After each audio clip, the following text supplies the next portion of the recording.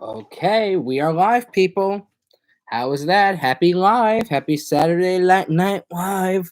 Live from Thomas Radigan's living room in Long Island. It is Saturday Night Live. Okay. Yeah, enough of the jokes. All right, let's begin. Let's first to promote. We must promote right now on all the hotspots. Yep. All right. See, that saves the Instagram story. Talk about yourselves. All right. All right. This is something. This is something. It you don't know what it is, but it's something. And well, you might if you see the thumbnail, which we will talk about in a second. But these are how my lives are gonna start, like very rough and rambled until YouTube gives me enough money to pay assistants to do this shit. So yeah. Okay, yeah. Let's see. All right. We're gonna send the link.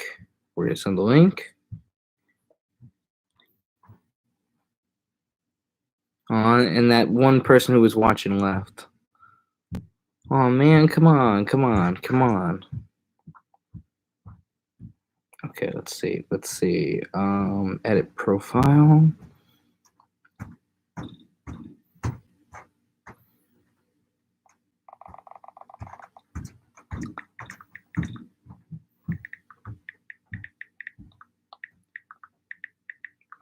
Okay.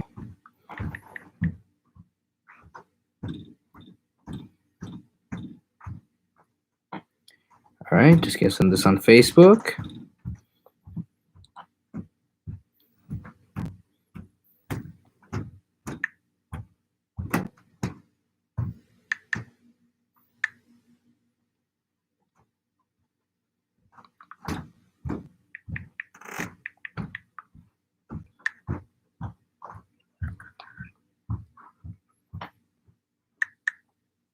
Okay.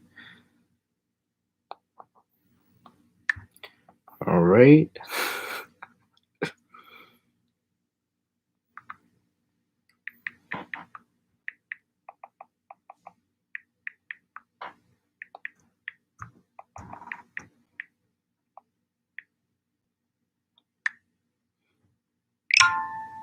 All right. Now we're just gonna do Twitter. We're good. We have to tweet it. We have to tweet it up. Tweet it. Okay, all right. Don't get there. I think nobody's watching to do that at least. So I'm just gonna mute myself now since nobody's here, which is fine. I mean, oh god, that sounds so dirty. All right, you know what? Let's just these witty puns are coming off faster than you can say Bob's your uncle. Oh, now we got somebody. Okay, cool. But I might have scared him away if I called him out. I don't know who you are, so you're safe. So you can keep watching an alias unless yeah. Oh my god, he left. Okay, he or she left. Oh, that's sad. See, you know what it is probably? When you have one person, coming on, that probably is that they want to support it, but when they call you out, you're afraid because you don't know what's going on. You don't want to be under pressure like school. And don't worry, I don't ask my audience to do anything. I don't ask my audience to do anything except support me. Just kidding. I'm not that desperate, but yeah, no, exactly. I am. All right, let's see. So we're just gonna tweet it up. I just tweet up the link.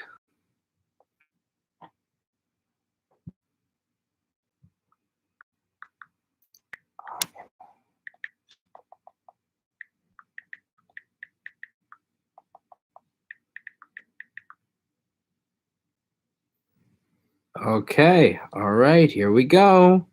This is in. You guys are in for a treat. Let's see. Let's just snap it up too. Let's just do Snapchat too, so everybody knows too. Yep. So I am live right now. Yeah, doing all the social media stuff. Come to my stream right now, Tom Radigan. Hop on right now. Okay, we are good, people. So, what is going on, everybody? I'm Tom Radigan, and this is another edition of Radigan's RockCast. I did this segment about in the beginning of this year. I did it like around like February, March, or something like that.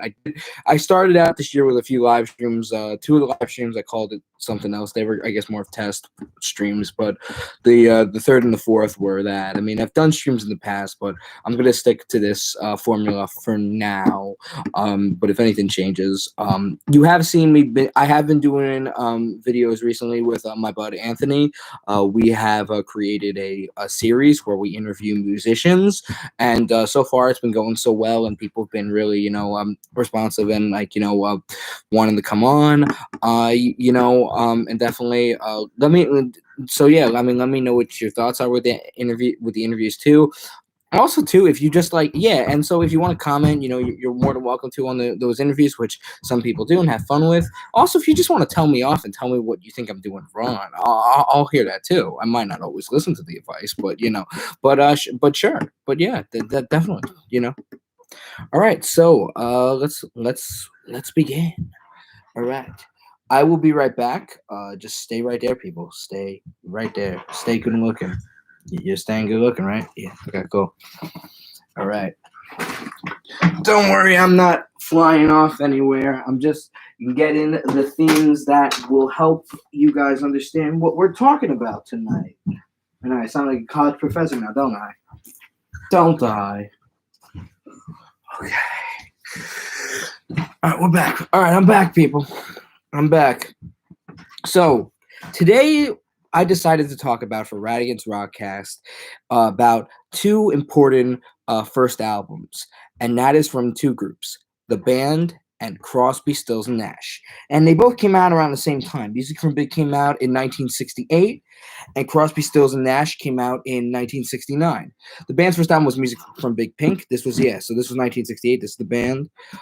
This is Crosby, Stills, and Nash, 1969. And so you can see it's like this has a very cool artwork, and in the back this is the pink house. Now, the music from Big Pink from the band is I'll do a little sum up of each, and then let me first talk about music from Big Pink, and then we'll go on the Crosby, Stills, and Nash album. So music from Big Pink, the reason why it's called that is because it was, of course, in a pink house, but there's more to the story. The band started out actually like almost sort of like 10 years before as a backing band for a guy named Ronnie Hawkins. They started out in Canada. The only one that's not from Canada is Levon Helm. So the band is made of 5 members. So it's Levon Helm on drums, Rick Danko on bass, Robbie Robertson on guitar, Garth Hudson on organ, and Richard Manuel on piano. And they, so they were from Canada. Levon Helm is the only one from the U.S. He was from Arkansas. That was the same. Ronnie Hawkins was from down south too. And Ronnie Hawkins did a little bit of work in the 50s as like a rocker. He was around the same age as the rockers at that time, like Jerry Lee Lewis, Elvis, but never really was that big. I think he did some shows, I think, with Jerry Lee Lewis in the 50s and all that stuff. But around the late 50s, he started traveling up to Canada and found a lot of success there, actually. So he ended up going there. And with the now, so like for instance, like with the band, that like how they, it's funny because they're just the band, but when they were with Ronnie Hawkins, they called themselves the Hawks, for that. And then they left Ronnie Hawkins due to just they felt like, I think he was, like kind of like not changing with the times, because like they were playing with him for a few years and they didn't want to keep playing the same songs like Bo Diddley or 40 Days by Chuck Berry. So they went on and, like moved on, because this was around 64. This was the 60s, so this was like a powerful movement was going on in music or just around the world, and the band wanted to be a part of that. So they left him, played a little work with themselves, like did a little work with themselves, like as musicians. I think called themselves Levon and the Hawks at one time. But then they got a call from Bob Dylan. Robbie Robertson got a call and then, ended up working, ended up getting a deal with working with Dylan, and Levon joined, and then the rest of the guys did. However, Levon left early because when Bob Dylan was playing, during the time of the 60s, he decided, because he first got to start as a folk musician, but when he started doing more rock stuff, people weren't so much happy about that. So they started like booing and, like basically, so the band was his, yeah. So basically, the band was his backing band, performing like performing with him there, yeah, they got booed at a lot of times, and the pressure was just hard for Levon Helm. He could not stand it, so he just left. But the rest of the guys stuck it out with the tour and played a few years, played with him for a little while, and then I think in like 66, I think Dylan got into a motorcycle accident, but also too, in 67, I think Dylan invited them up in like upstate or something like that. And there was this pink house that they were at. And it was basically, they made a lot of, they made a lot of music from the house. And there was this thing of like the basement tapes that was released years later, that it was something that Dylan and the band worked on, that, and most of the stuff of the songs from the basement tape later became stuff from music from Big Pink, but some of them were their own session stuff. A lot of that album, if you see it, it seems like a lot Dylan's involved with it, with a lot of his stuff. But this album, yeah, is basically truly them. It was their first debut as their own group and all that stuff. They've been a band for a while, and the reason why they called them, and that's the thing that's so funny about their name too. It just that's the thing. They're just being reasonable. They're just being like straight up front with what they are. They're just a band, They're not going out for like another type of name. And I think it's genius in a sense. And considering the type of, work ethic they already had, and the type of music the type of thing they were already doing, they were about, because when you think about when you're a back-end band for somebody, you don't really have a name really when you're working with them, that artist and all that stuff. You're a band, but you're not really, some people call themselves, maybe by the artist's name, like for instance, like with Elton John, they might be called the Elton John Band or the Billy Joel Band, but you're not like going to be called completely, unless you had a name before that you were proud of and you stuck with, and that's what you were when other acts you back. But no, and I think that's the thing that's so, yeah, I think it's, I think it's funny in that way, because I think it's, just straight up to honest. So without further ado, let's dive into the album. And so yeah, around this time in 1968, yeah, Levon already joined back with the group and all that stuff, while they had their record label. They were with Capitol Records. So yeah, and Capitol was in America and EMI was in England. That was because, like, the Beatles, that was because the Beatles were from that label too. So yeah, let's go, like, let's go talk about this now. Like, let's just discuss like the artwork with this too. It's just it's already like a beautiful type of artwork. And the thing, because I tried to look up like who did it and all that stuff, and I found out it was actually Dylan that made the artwork. That this was his yeah, this was a type of painting that he did. And no, it's really, no, it's just, it's cool and all that. Yeah, and this is thank God my dad still has these records that I can use while, as like, examples while I'm, going through this stuff. So let's see, is the track listing from the back here, or just, I don't know, like where the track listing's on. Oh, okay. Oh, it's one of those picture albums. Okay, so here's a little bit more pictures for you guys. So this is, yeah. All right. So yeah, so this is okay, here, let me see if I can show it to you all. That okay, so yeah, so that's for instance, okay, so that's Rick Danko, that's Levon Helm, that's Richard Manuel, that's Garth Hudson, and that's Robbie Robertson. And so yeah, and this is, I guess, just family, or maybe some kind of photo op from upstate. So this is like all of them just like right there. However, I cannot see Rick Danko in this photo. I can spot all the other members. Like there's Richard Manuel, there's Robbie Robertson, Levon and Garth are right there, but I can't see Rick for some reason. But okay, whatever. So these are, so yeah, so the track listing's on here. And it just basically goes in. Oh yeah, John Simon was the producer. And yeah, let's go into. Oh, okay. Let's see what it reads. A pink house seated in the sun of Overlook Mountain in West Saratoga. Yes, in West Sagaris. Oh my god, I'm terrible. I'm from New York, and I Sagarities, New York. Big Pink bore this music and these songs on its way. It's the first to witness of this album that's been thought and composed right there inside its walls. And it was like also too because like Robbie Robertson explained over the years that it was a little house. It wasn't like this mansion and all this. It was this little like crappy house, you know. So yeah, let's go. Let's start talking about the tracks and all this stuff that's on the actual album. And it starts off with just a great like killer like soft like spoken kind of ballad, "Tears of Rage," which starts off with singing by Richard Manuel. He sings most of the songs on this album, even though most of the songs were done by like the main lead singers of the group were Richard Manuel, Levon Helm, which of course, if you don't know the band, some people know Levon Helm because, great soulful voice, and Rick Danko. They were like the three lead singers. Robbie Robertson was more of the songwriter of the group, wrote most of the stuff, and Garth Hudson was more of like the musical mastermind of like how the arrangement went with his killer organ, and because he was the multi-instrumental of the group. Well, yeah, he was the multi-instrumentalist of the group, and he did stuff like the accordion. He could play all that.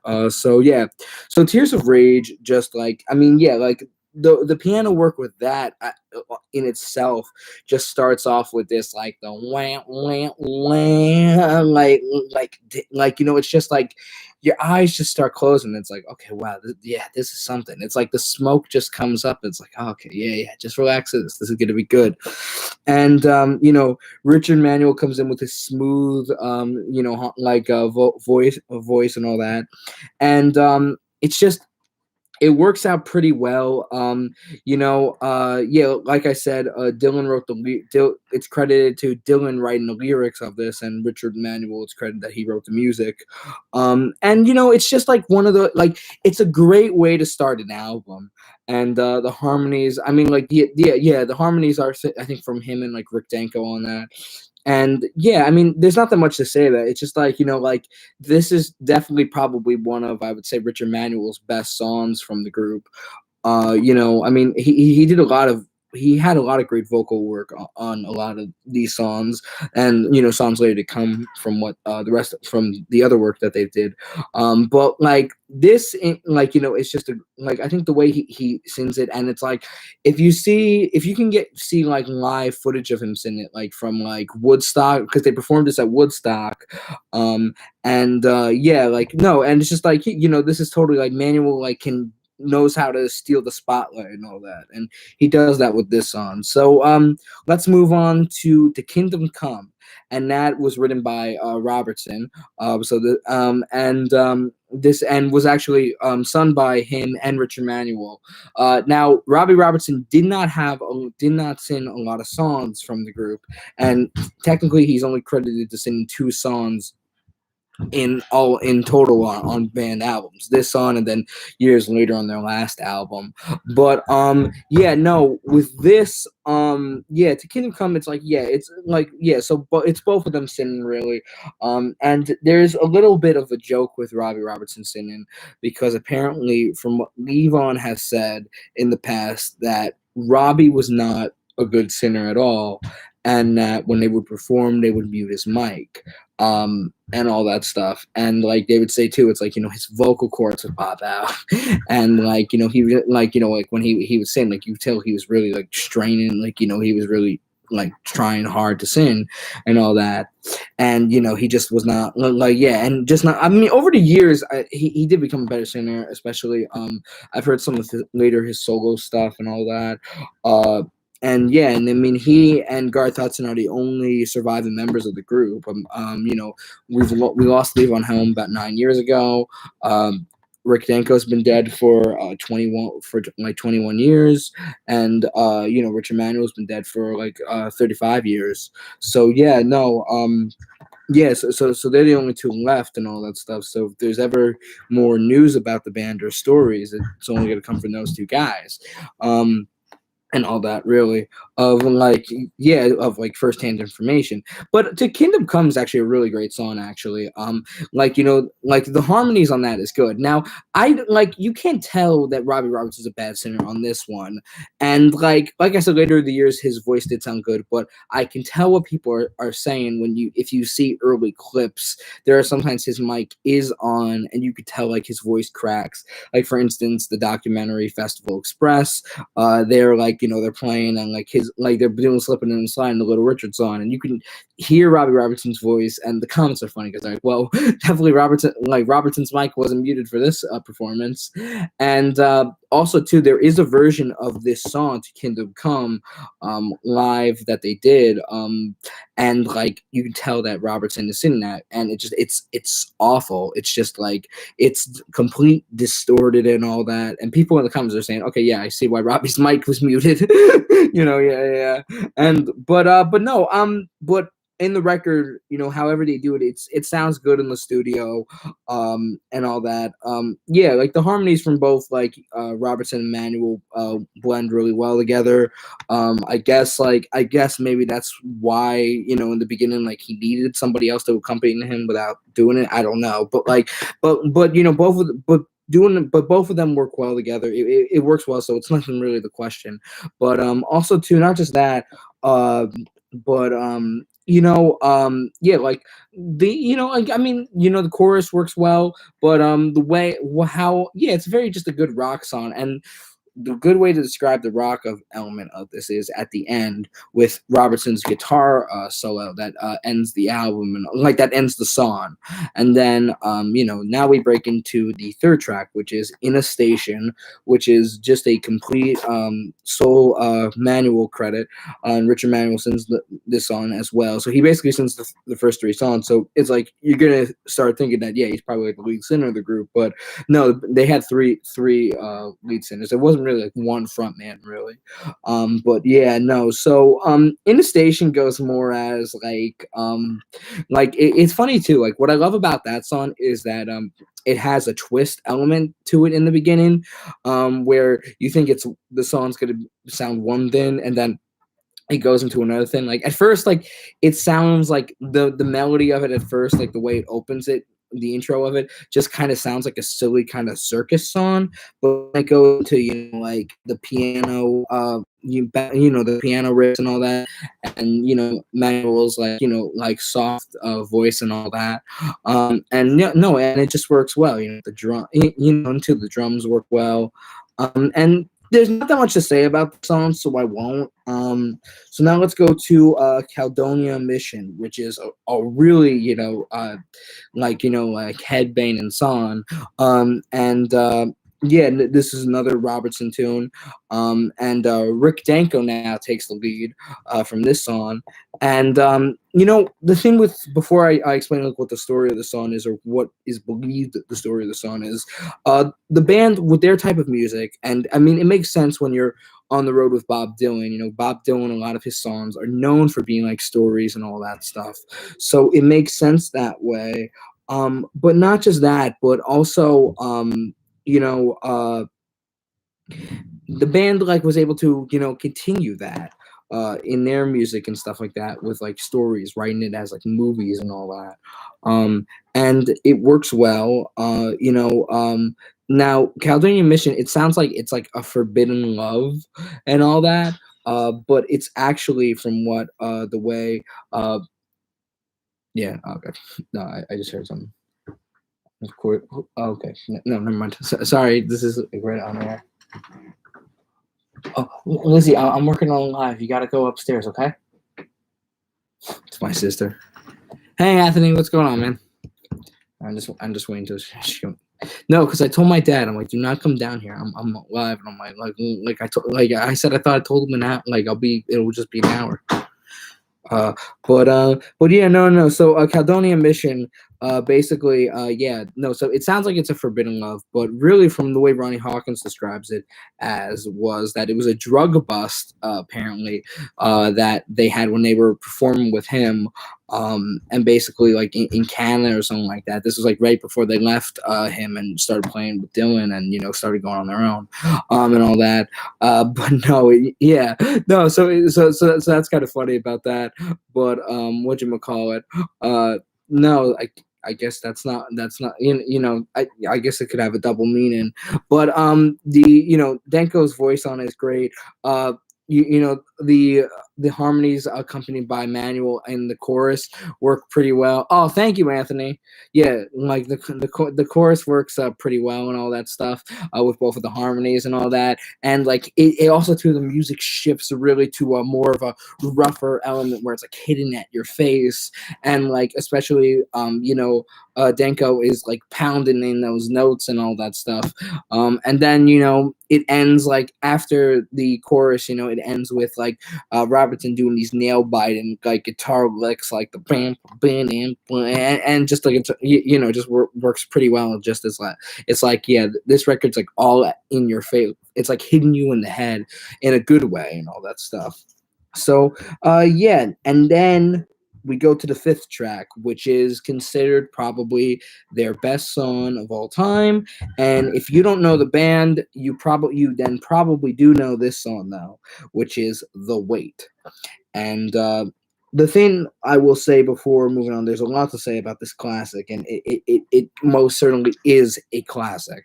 But let's just explain a little bit too of how my feeling of it is on this album.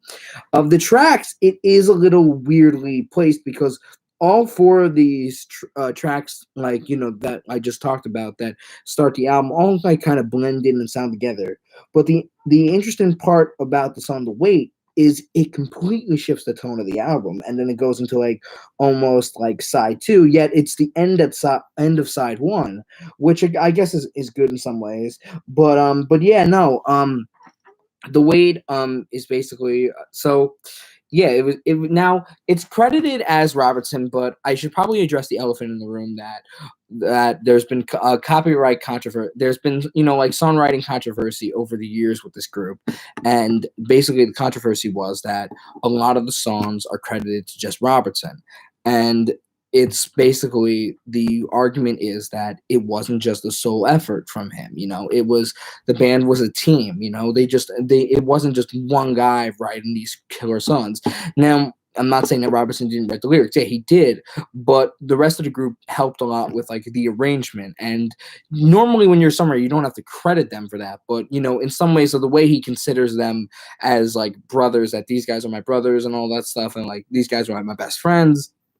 It's a little shitty as a person to do that, of course. Just take the whole thing when you weren't the only person that worked on the project, taking all the credit. But yeah, and Levon Helm, that apparently he, because he and him and Robertson had like a feud in that way. Even though Robertson explains that there was no feud, it was really just on Levon's end of it, really. Yeah, no, Levon like kind of talked about like a dissatisfaction he had with Robertson over the years, and he wrote it about it in an autobiography and all that. But yeah, no. So yeah, so The Wait is let's get into this mastermind of a song. So it's this, it starts off with these great, guitar licks by Robertson, like just doing the banjo, like it sounds like a banjo, but I don't think it is. But it's just like and then like it goes into and then it just like carries the song to go into Levon's voice and all that stuff. And there's about 5 verses in the song. Levon sings 3 of them, and Levon just like is probably one of the best white soul singers out there. He just sings it pretty well, and all that stuff. Like the story is basically because I was always kind of curious of like what the story is, and I always found it funny too. Like well, especially like with songs when they don't have the name of the song in the song, because I feel like it's more common that like the name of the song is in the song, like unlike poems or sometimes even movies. Like movies can be here and there with that, with the title in it. But like most songs, I think like have a title in it. But like for instance, this song does not. And the funniest, but like yet it could have kind of, if you think about it. But like, so let's explain the story of the song. Is so the lyrics start in I pulled into Nazareth. I was feeling about half past dead. I just need to find a place where I could rest my head. And so basically the song is about this guy who this person who's people that keep asking this guy favors. This guy asked this person, "Can you do me a favor to talk to this person?" And then it goes down and down, like over in it. And the chorus of it is, "Take a load off Fanny, take a load for free," and like it's basically, and then it goes like, "And then you put the load right on me." Now it's like it sounds like it could you could call it the weight, like, but they know they're singing it as the load, like you put the load on me. So that makes you wonder then, of course, why didn't they just call it the load? I mean, the weight, I guess, has a better title. It has a better like kind of it rolls off the tongue kind of easier, and just like it sounds better than like calling something the load, and all that. But so I think that works well. But yeah, let's discuss like with the chorus too. Like the harmonies work well on it too. With Levon, yeah, like Danko and Manuel accompany him on the harmonies, and they all three work well together. Yeah, like I mean, these three as like all like everybody talks about Levon and all that stuff, but Rick and Richard were just as great singers, and Richard Manuel I think is underrated. I think Rick Danko gets good praise, but I think he in some ways is underrated too. But and when they sing harmony together and when they do a song together, it's perfect. And then we'll talk about then the next track. But talk a little bit more about the way. Yeah, no. So that works pretty well. And yeah, Danko sings like the fourth verse. And yeah, it's basically the characters that are referred to it in is Fanny, Luke, yeah, where yeah, and then and also oh yeah, go down Miss Moses, and then Crazy Chester. Crazy Chester followed me and he caught me in the yard. He said, "I will fix your ref if you feed Jack my dog," and then yeah. But no, it's definitely a catchy song, and it's like it's definitely something too that I've realized now that even still, it's something cool to just analyze the lyrics so you know what's fully going on. But no, it's just it's an interesting type of song from a group, and like what I love about certain songs, especially from the late '60s, is some of these songwriters and all that stuff weren't just writing songs about love and all that stuff and doing like "ooh baby baby" or like "oh girl you're so fine," or even sophisticated love songs. Songs don't always have to be about love. Songs can just be about life and just in the story in itself. When you're a musician, you can be a storyteller. You're in no ways different than a filmmaker in some ways. So that's why this works well as like a little type of it is sort of like a little type of movie and a short story in itself. So now let's go on to the fun jam of like the fun really just fun loving song, "We Can Talk." And this has three of them, with the three main lead singers doing all of it. Manuel wrote this song, and so. But the funniest thing about these guys, about like Levon, Rick, and Richard doing this song all together, is that they all sing it in like it's like a bunch of phrases and like corny jokes and all that stuff.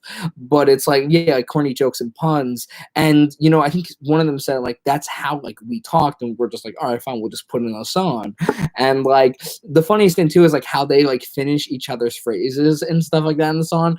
Like like Levon will be saying something, and then yeah, and then like Richard will like finish the thought, and I was like they're like finishing each other's thoughts basically throughout the song and all that basically.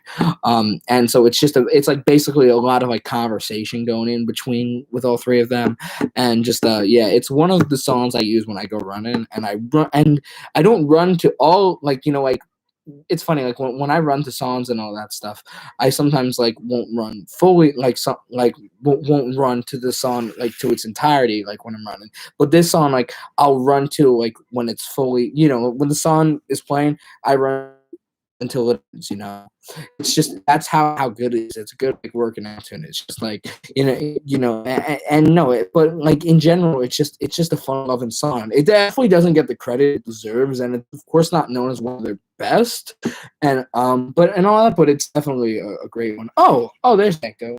There's Danko. I just realized that. I just realized that's where Danko was. I didn't even realize that, so he just popped up right there. But anyway, no. But yeah, no. So that was funny. But yeah, no. So then now we go to the seventh song on it, which is "Long Black Veil," which is Danko sings it, and it was a cover song from like the late '50s. And I didn't actually know that this was a cover until like I looked up the track listing on the album. I'm not always like for great prolific albums and all that stuff, or just great albums like covers don't really work for a song really.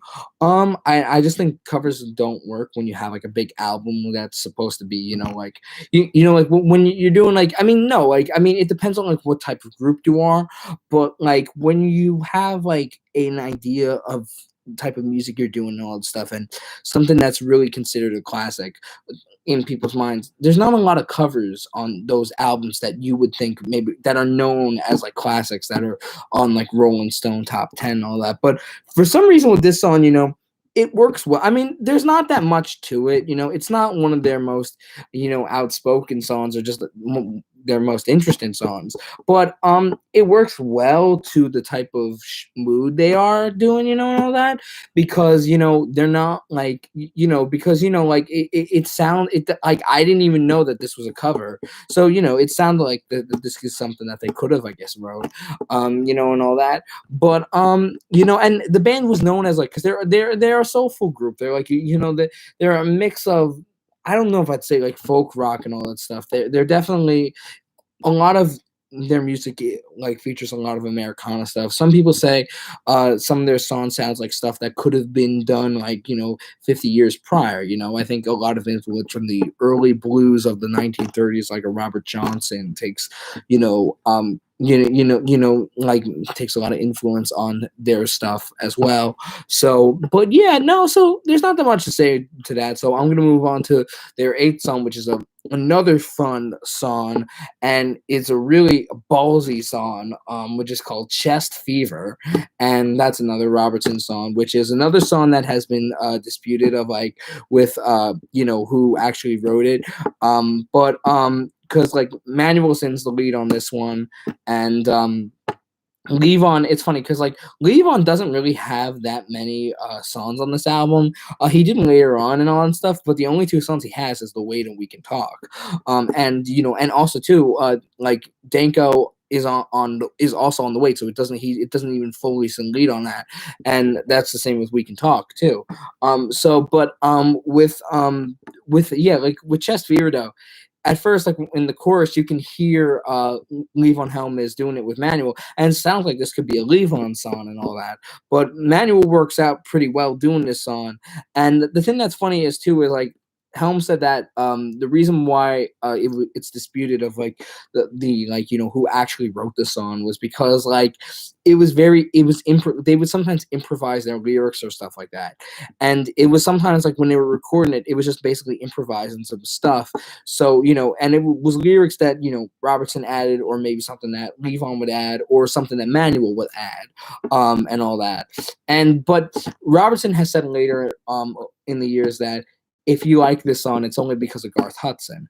And the reason why he would say that is because it starts off with the rise of this organ, and the organ is what makes this song. It's like this very just ballsy type of note, like banging, like a like sounds like something like maybe you hear like a church service at first, or almost like something like, but it's like it's more than that. It's like this type of organ, like the beginning riff you hear, like these opening notes, it sounds like some kind of like in for a treat, or like maybe something like you're in a dream dreaming about the devil. It sounds like something like that, maybe, like, like when I think of a Disney film like Fantasia, when the devil rises up, that's maybe something like that the music could be used. A little sinister, it sounds like at first, and then it starts lower, and then it keeps picking in with the rest of the instruments, and then Levon and Richard are just like hollering at the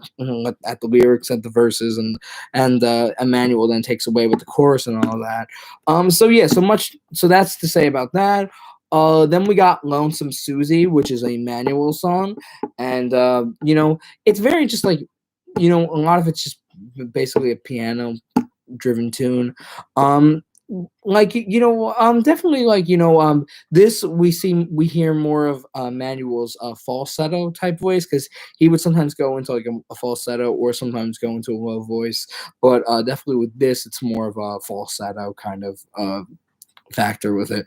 But yeah, I mean, there's not that much to say about it. Like, I mean, I think it's a good song, but it's not one of the songs I see so highlighted as with the album. But it I think definitely, no, I think this song works on the album. I don't think it's something that should have they should have like left off the album. I think it's good that they had it on there.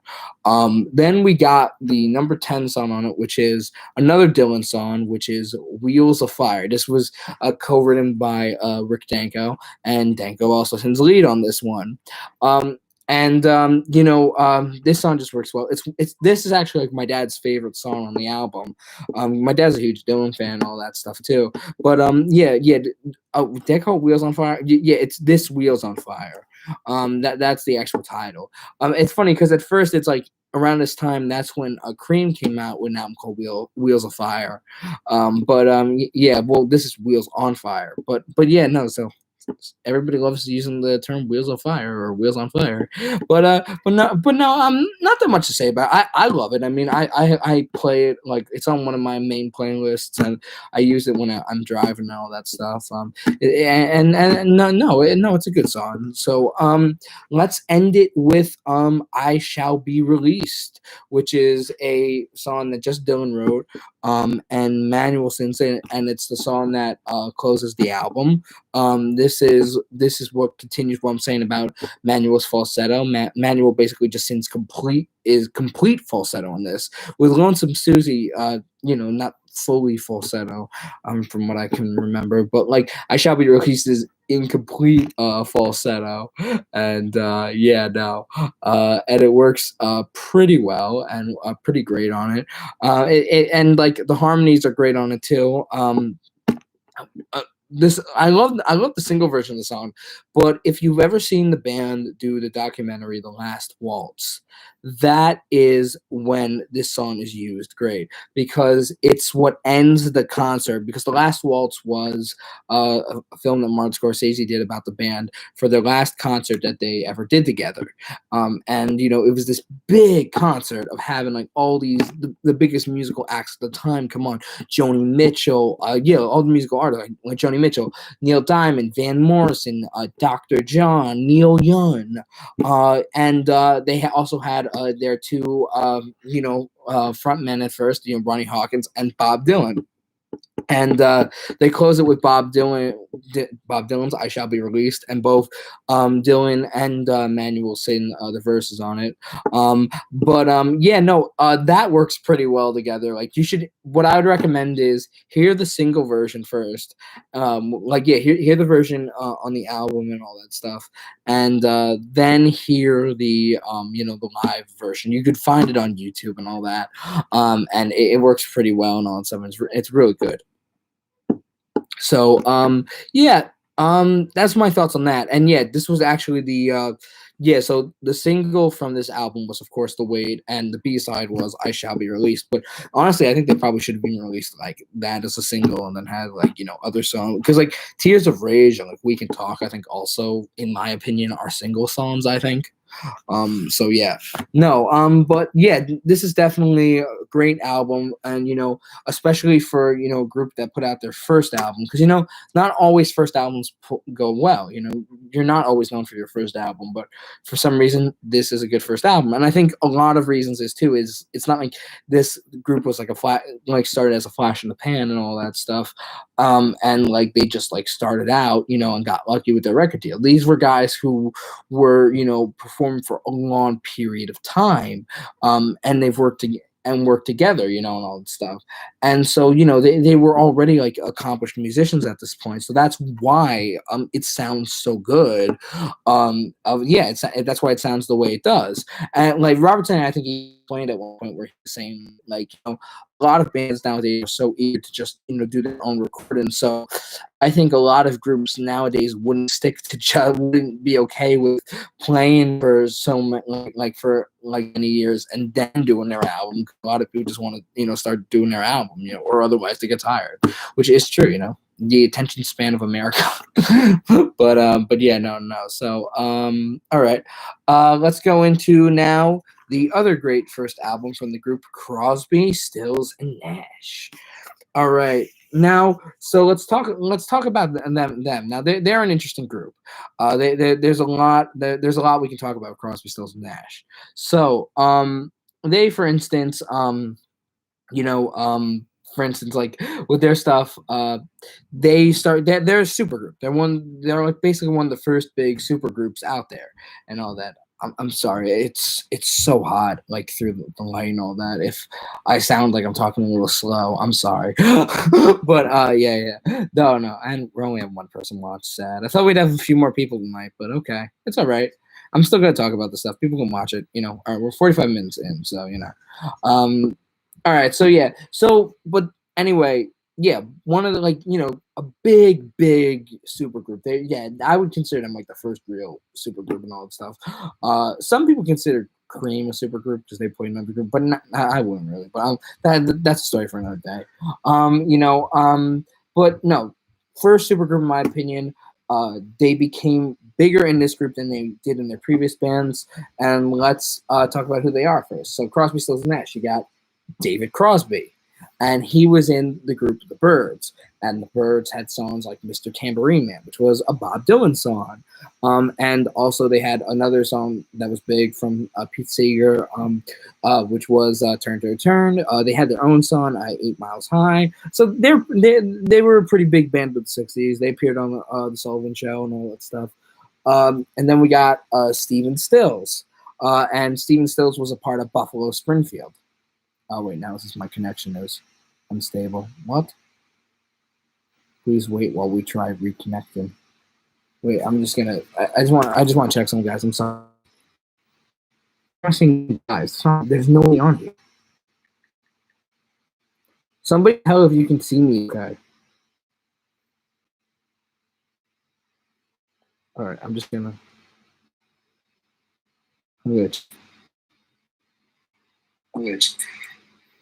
Okay, I'm fine. All right, whatever. Wait, I'm fine. All right, whatever. Wait, I'm fine. All right, all right. We'll deal with it. If it's not the way it is, then I always delete this video if it's poorly bad where you can't even hear me. But yeah, no. So Stephen Stills was from Buffalo Springfield, and Buffalo Springfield did songs like "For What It's Worth," and that was a big '60s song and all that. And that was a protest song. It's a great '60s song. Yeah, no, and I love it. I think it worked out. That's how he was known. And then David and Nash, he was from the group. He was he was English and from the group the Hollies and all that. And the Hollies, they did songs like "Stop," "Carry In," and all that. They were sort of well known and all that stuff. They were all big groups. Like when they met each other, they all knew each other's work. I mean, they were all in the charts. They all were big type of bands and all that stuff, and they had a lot of radio play with all this stuff. So but like a lot of them weren't getting satisfaction in their bands. I mean, David Crosby has been known and has a reputation of being a difficult person. And he got fired from the Byrds. Stephen Stills of Buffalo Springfield disbanded around the same time, and David Crosby and Stephen Stills became good friends and started, jamming together and all that. And then Graham Nash then came in the picture by interacting with Dave Crosby, then beating Stephen Stills and leaving the group The Hollies because he was dissatisfied with the type of work that they were doing and he didn't like that they were rejecting his songs because he felt he was writing these great songs, but they didn't want to do it, which is kind of funny too because it's like the type of songs that he did on this album and later with Crosby, Stills, Nash, even as a solo artist, it's like, how could you not? But like from what it seems, these guys in the Hollies, the group like Alan Clark, Bobby Elliott, and Tony Hicks, like a lot of those guys, they were not like with the times really. They were still like they were kind of like going backwards, almost like a Ronnie Hawkins type of situation in a sense. They couldn't see the future in music, in some ways, and so I guess it works well that that he left so they could do this great album. And also too, it was hard too to figure out. They also had a hard time finding a record label of who wanted to take them. They actually auditioned on the Beatles record label, Apple Records, and auditioned for George Harrison and Peter Asher from Peter and Gordon, and they rejected them. They and of course David Crosby said, I think they realized that they made a big mistake after. Then they apparently auditioned for Simon and Garfunkel, and because Simon and Garfunkel said that they would see if they can get them on Columbia or something like that, and all that, and they did not, they didn't like it either. But Ahmet Ertegun from Atlantic Records, who was big in the 50s and all that stuff, producing acts like Ray Charles and all that stuff. Atlantic is famous for having Aretha Franklin and all that. So a mix of, African American and, and even also some white rock and rollers like the Rascals. They were on that label too. So then, so Ahmet Ertegun signed them and they were on Atlantic Records. So this is, and the photo was taken by photographer Henry Diltz, I believe, and so it's just basically a simple, the three guys on the couch and all that, and that's basically all it is right there. And on the back, this guy is Dallas Taylor, who was the drummer of most of the songs on the album, but he was not considered a member of the group. But he also played on the second album when Neil Young joined, which is a discussion for the next video that I will talk about next week. And all that. So let's go into the songs of this album. This is another album where has like more stuff on it. So we got like right here. Another photo of the guys, So let's see. Okay, all right. But So this album starts off with the song "Sweet Judy Blue Eyes," which is written by Stephen Stills, and it was about his relationship with musician Judy Collins and all that. This song works pretty well as that. It's not so much of a love song. It is, but it's a sophisticated. When I talk about sophisticated love songs do work. And Crosby, Stills, Nash, the type of music they did later, and without their previous rock groups and all that stuff, they were able to create these serious songs. And this is like a song that it's hard to even call it a love song at times because, there's a lot of it doesn't sound so positive at times. It sounds like it was written of like an argument or because I think it was written too as like their relationship was sort of rocky, I think, from the beginning. So it's sort of like with that, it's getting to the point, the lyrics started off with, it's getting to the point where I ain't fun anymore. I'm sorry. Sometimes it hurts, sometimes it's sad, and then going like, this does not mean that I don't love you. That's forever. But no, I mean, what works well is Stephen Stills, like the opening lick with the guitar. Yeah, the opening guitar riff, but what really makes Crosby, Stills, and Nash is the harmonies. The harmonies work well, and the harmonies is all over this song, with David Crosby and Graham Nash's harmonies throughout the song. And it's cool too because it's a 7-minute song, but it doesn't even feel like it because it keeps going over. It goes into so many sections. At one point, it slows down a little, and then it goes into a little bit more of a like sort of like in a bridge in a second in a section, and then basically kind of then ended it with a like a yeah, like that. But yeah, no, and it was released as a single, and then yeah, so a definitely great way to start the album. The second song is Marrakesh Express, which is a Graham Nash song.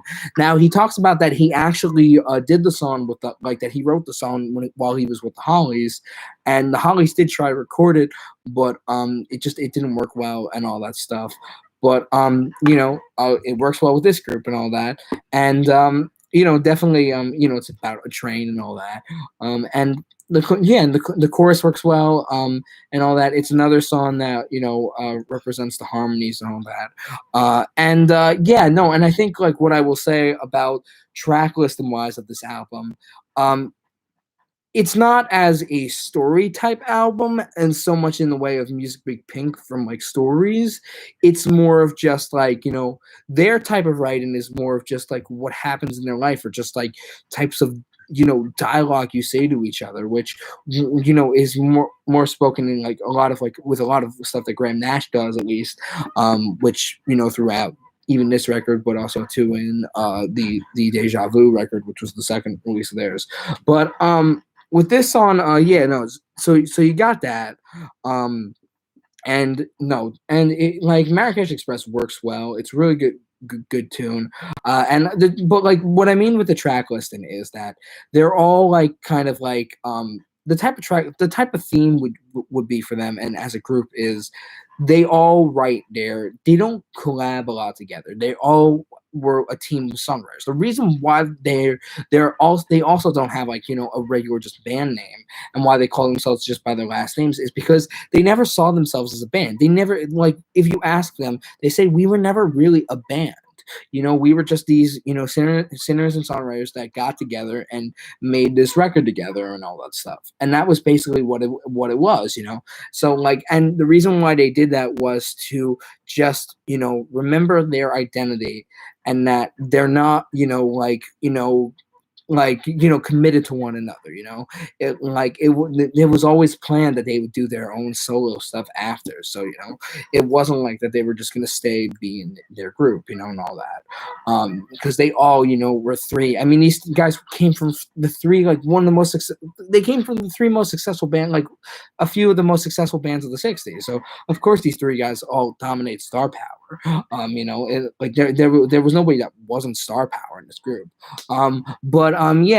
So my only like sort of issue with it is with the track listing is the track listing sometimes is a little fuzzy and all that, but I think like it sort of makes sense that it's the theme. But then like the first time, like when I was listening, like like a few times when I was listening to it, I felt that, but then I put it down and I'm like, no, it really doesn't. It depends on just of how it does sort of like kind of work off each track. But so we talked about the first two. Now let's go into Guinevere, which is now because we had a song by Stephen Stills, we had a song by Graham Nash. Now this is completely David Crosby.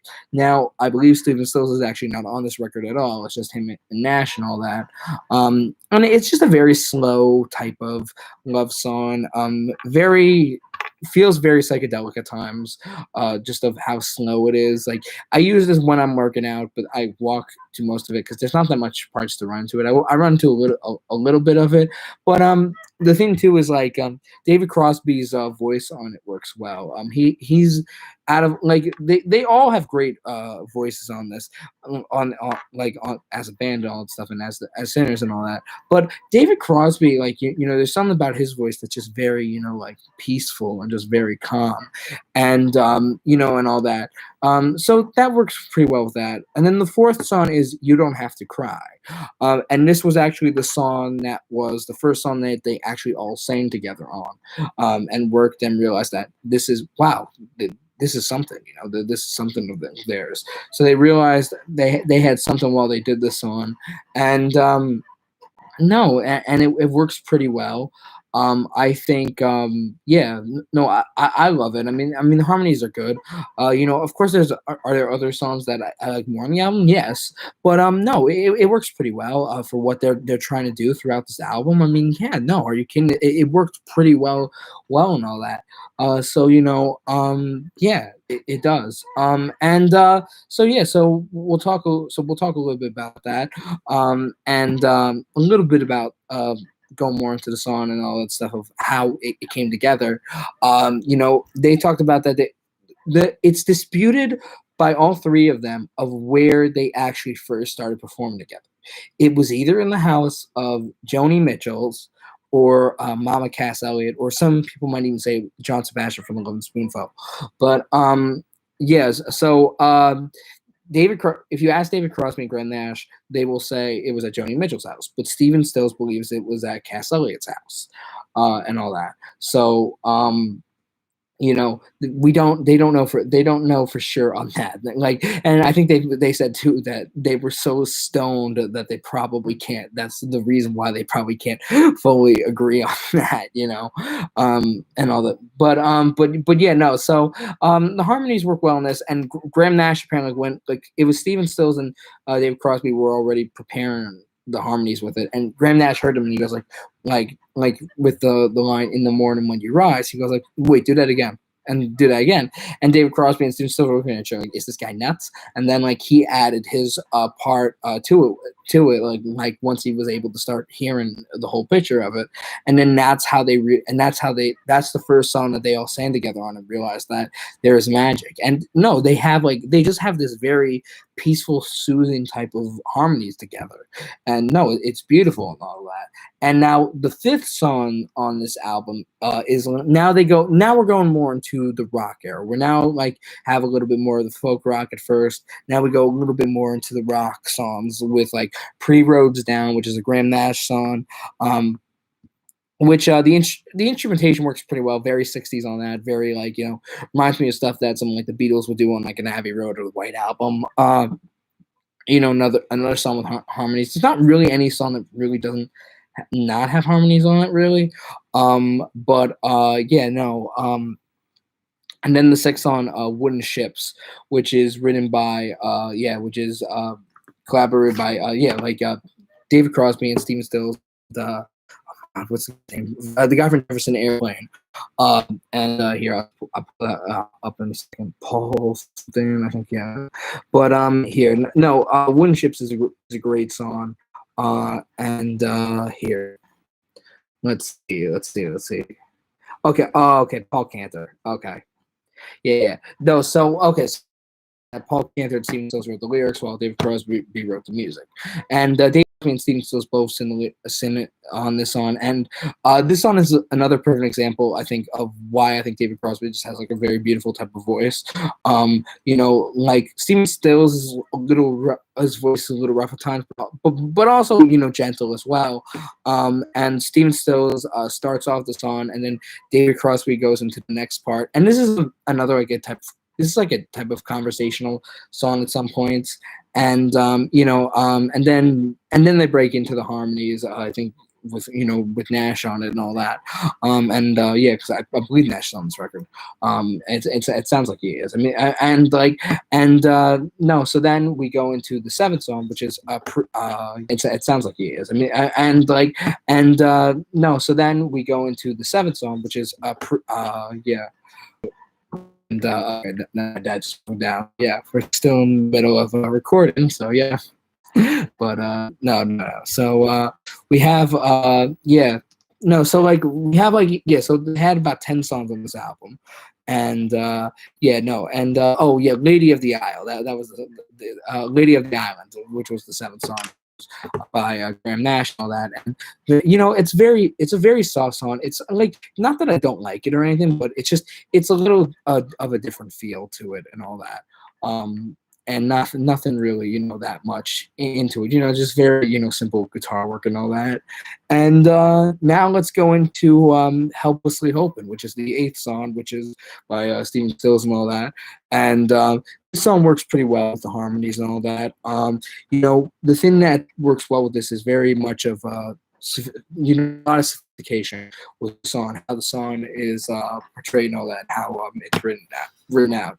And what is cool is like the type of alliteration and like the cleverness of the lyrics of, like, for instance, with like we are one person, they are two alone, they are three together, they are four. They're putting out numbers and like double meanings of those words, and I think that works pretty well with that. So that's I think the cleverness of that song. Then we've got "Long Time Gone," which is David Crosby's song, and this is another. Now we're back to the rock stuff with them. David Crosby has a little bit more of a trying to go for a little bit more rock style with this, and but the harmonies are also more rockish at this point. But it works well with this. But if you go on YouTube and see that when Neil Young joined them and they appeared on the Tom Jones show, and they performed it with Tom Jones, and Tom Jones does the lead on it, and that's a pretty good performance and all that. But yeah, so I guess that's all I'll say about that. And then the 10th track is 49 Bye Byes, and that's basically just like another, sort of like love on Steve Mills stuff and all that. So, but yeah, no, works pretty well. That's pretty much all I'll say about the album. The thing with Crosby, Nash, definitely, like I said, like, all of them had star power and all stuff. And the types of songs, it's funny because it's like, not to like eliminate anybody's part. They all had like different parts of it, but like songwriting wise, the type of songs that dominated were more of like stuff from like Stephen Stills and Graham Nash and all that. David Crosby, of course, he had like Wooden Ships and A Long Time Gone, which are great classics, and he'll have some great stuff on Deja Vu, which we'll talk about. But I feel like in some ways, Graham Nash and Stephen Stills were the ones that popped out a lot of the famous hits and all that, and the classics which we'll talk more about. There's a lot more classics on that album. So I think we'll leave it there as an hour. It's been about an hour of the stream. There aren't a lot of people on the stream. I thought that there would have been more people, but hey, it is what it is. I'll keep doing more of these, just to keep it. I have fun with these and all that stuff. I can talk about music forever. Of course, it'd be nice to talk about it maybe in a nicer setting where it's not freaking hot out. Because that's the thing, it's so hot at the moment that I just like sometimes can't even focus, like, honestly. But it works pretty well, and I hope you guys were able to get something out of this. But this is something I love to always talk about, and so follow I have my social medias and all that. Hit that thumbs up, hit that bell notification, and hit that button. See you guys in the next video or stream. I'm gonna probably say stream. It's probably because it's been a while since I've done just a short ass video. I've been doing a lot of streams, but I love that stuff. The reason why I do the interviews live, I can't believe I explained. I'm just about to say bye, but I feel like the interviews work well as just like fully hearing it, so you can just watch it and comment too, because I love hearing the comments on. And we got great comments in the interviews before, so they worked pretty well together. We're planning on having a few more interviews coming up, so hopefully that'll happen soon, and all that. I'll do a few more streams. I will the next time. Will I talk about their second albums? I probably will. Yeah, you'll have to find that out. But see you guys until the next video or stream. And I'm just gonna say, why say video or stream? It's the stream, but hey, that's it. That's just me. Bye. Bye. Bye. Bye. Bye. Bye. Bye. Bye. Bye. Bye. Bye. Bye. Bye. Bye. Bye.